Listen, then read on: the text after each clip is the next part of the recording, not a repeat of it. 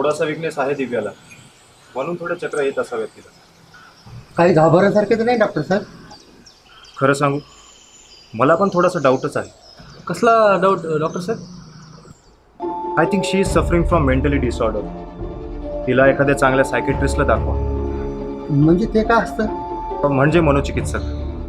अच्छा, म्हणजे येड्याचे डॉक्टर म्हणा की. होय. बरं, तुम्ही कशावरून म्हणताय डॉक्टर साहेब?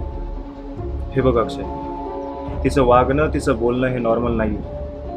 तिला जे काही भास होत आहे तिच्यामध्ये तिच्या अवतीभोवती भूतप्रेत आत्मा यांचं वावर आहे असं तिला वाटतं. झोपेतून दचकून उठणे, घाबरणे, स्वप्नांचं अस्तित्व सत्यात उतरवण्याचा प्रयत्न करीत आहे.